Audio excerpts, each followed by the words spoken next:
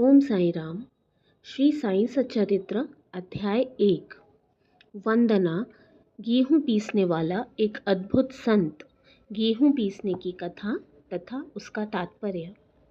पुरातन पद्धति के अनुसार श्री हेमाड पंत श्री साई सच्चरित्र का आरंभ वंदना द्वारा करते हैं।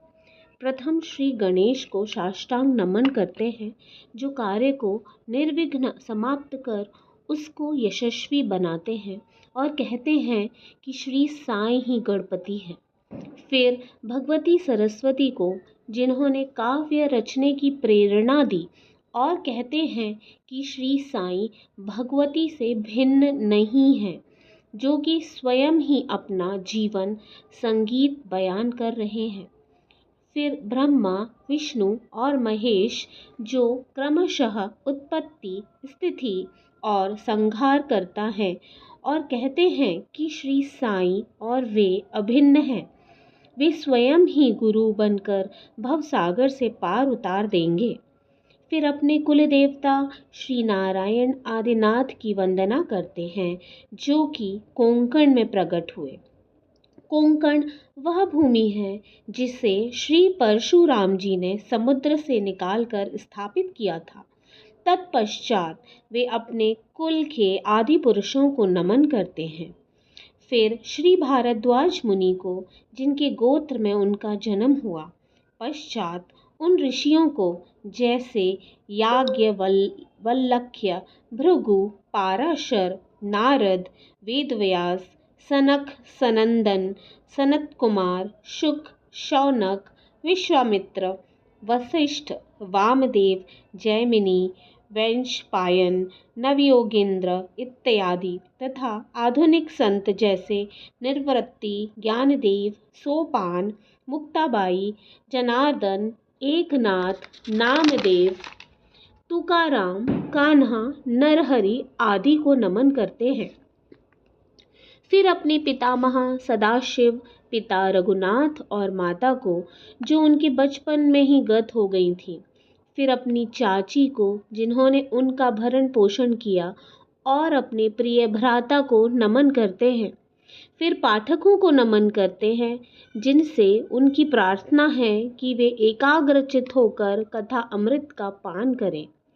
अंत में श्री सच्चिदानंद सद्गुरु श्री साईनाथ महाराज को, जो कि श्री दत्तात्रेय के अवतार और उनके आश्रय दाता हैं, और जो ब्रह्मा सत्यम जगन मिथ्या का बोध कराकर समस्त प्राणियों में एक ही ब्रह्म की व्याप्ति की अनुभूति कराते हैं।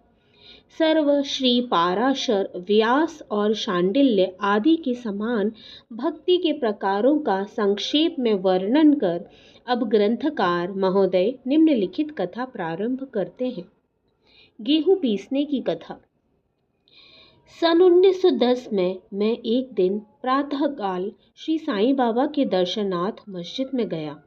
वहां का विचित्र दृश्य देख मेरे आश्चर्य का ठिकाना न रहा कि साईं बाबा मुंह हाथ धोने के पश्चात चक्की पीसने की तैयारी करने लगे।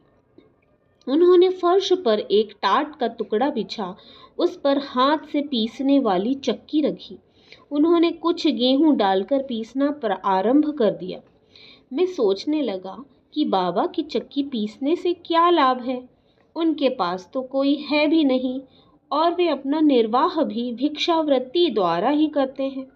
इस घटना के समय वहां उपस्थित अन्य व्यक्तियों की भी ऐसी ही धारणा थी, परंतु उनसे पूछने का साहस किसे था। बाबा की चक्की पीसने का समाचार शीघ्र ही सारे गांव में फैल गया, और उनकी यह विचित्र लीला देखने हेतु तत्काल ही नर नारियों की भीड़ मस्जिद की ओर दौड़ पड़ी। उनमें से 4 निडर स्त्रियां भीड़ को चीरती हुई ऊपर आईं और बाबा को बलपूर्वक वहां से हटाकर उनके हाथ से चक्की का खूंटा छीनकर तथा उनकी लीलाओं का गायन करते हुए उन्होंने गेहूं पीसना प्रारंभ कर दिया। पहले तो बाबा क्रोधित हुए, परंतु फिर उनका भक्ति भाव देख वे शांत होकर मुस्कुराने लगे। पीसते पीसते उन स्त्रियों के मन में ऐसा विचार आया कि बाबा के ना तो घर द्वार है और ना ही इनकी कोई बाल बच्चे हैं तथा ना कोई देखरेख करने वाला ही है। वे स्वयं भिक्षावृत्ति द्वारा ही अपना निर्वाह करते हैं, अतः उन्हें भोजन आदि के लिए आटे की आवश्यकता ही क्या है। बाबा तो परम दयालु हैं। हो सकता है कि यह आटा वे हम लोगों में ही वितरण कर दें। इन्हीं विचारों में मग्न रहकर गीत गाते गाते ही उन्होंने सारा आटा पीस डाला। तब उन्होंने चक्की को हटाकर आटे का चार समान भागों में विभक्त कर लिया और अपना अपना भाग लेकर वहां से जाने को उद्यत हुई। अभी तक शांत मुद्रा में निमग्न बाबा तत्क्षण ही क्रोधित हो उठे और उन्हें अपशब्द कहने लगे। स्त्रियों, क्या तुम पागल हो गई हो? तुम किसके बाप का माल हड़प कर ले जा रही हो? क्या कोई कर्जदार का माल है जो इतनी आसानी से उठा कर लिए जा रही हो? अच्छा, अब एक काम करो कि इस आटे को ले जाकर गांव की मेड़ पर बिखेर आओ। मैंने शिरडी वासियों से प्रश्न किया कि जो कुछ बाबा ने अभी किया है उसका यथार्थ में क्या तात्पर्य है। उन्होंने मुझे बतलाया कि गांव में विषूचिका हैजा का जोरों से प्रकोप है और उसके निवारणार्थ ही बाबा का यह उपचार है। अभी जो कुछ आपने पीसते देखा था वह गेहूं नहीं वरन विषूचिका था, जो पीस कर नष्ट कर दी गई है। इस घटना के पश्चात सचमुच विषूचिका की संक्रामकता शांत हो गई और ग्रामवासी सुखी हो गए।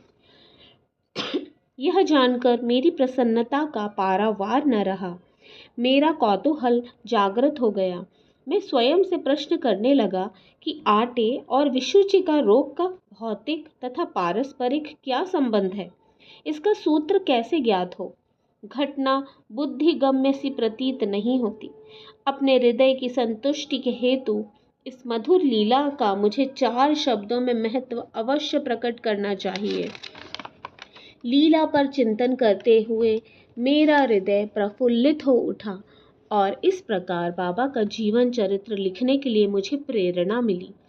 यह तो सब लोगों को विदित ही है कि यह कार्य बाबा की कृपा और शुभ आशीर्वाद से सफलतापूर्वक संपन्न हो गया। आटा पीसने का तात्पर्य। शिरडी वासियों ने इस आटा पीसने की घटना का जो अर्थ लगाया वह तो प्राय ठीक ही है, परंतु उसके अतिरिक्त मेरे विचार से कोई अन्य अर्थ भी है। बाबा शिरडी में 60 वर्षों तक रहे और इस दीर्घ काल में उन्होंने आटा पीसने का कार्य प्राय प्रतिदिन ही किया। पीसने का अभिप्राय गेहूं से नहीं वरन अपने भक्तों के पापों, दुर्भाग्यों, मानसिक तथा शारीरिक तापों से था। उनकी चक्की के 2 पार्टों में ऊपर का पार्ट भक्ति तथा नीचे का कर्म था। चक्की की मुठिया जिसे पकड़कर वे पीसते थे वह था ज्ञान। बाबा का दृढ़ विश्वास था कि जब तक मनुष्य के हृदय से प्रवृत्तियां, आसक्ति, घृणा तथा अहंकार नष्ट नहीं हो जाते, जिनका नष्ट होना अत्यंत दुष्कर है, तब तक ज्ञान तथा आत्मानुभूति संभव नहीं है। यह घटना कबीरदास जी की इसके तदनुरूप घटना की स्मृति दिलाती है। कबीरदास जी एक स्त्री को अनाज पीसते देखकर अपने गुरु निपट निरंजन से कहने लगे कि मैं इसलिए रुदन कर रहा हूँ कि जिस प्रकार अनाज चक्की में पीसा जाता है उसी प्रकार मैं भी भवसागर रूपी चक्की में पीसे जाने की यातना का अनुभव कर रहा हूँ। उनके गुरु ने उत्तर दिया कि घबराओ नहीं, चक्की के केंद्र में जो ज्ञान रूपी दंड है उसी को दृढ़ता से पकड़ लो। जिस प्रकार तुम मुझे करते देख रहे हो उससे दूर मत जाओ, बस केंद्र की ओर ही अग्रसर होते जाओ और तब यह निश्चित है कि तुम इस भवसागर रूपी चक्की से अवश्य ही बच जाओगे। श्री सद्गुरु साईनाथार्पणमस्तु। शुभम भवतु।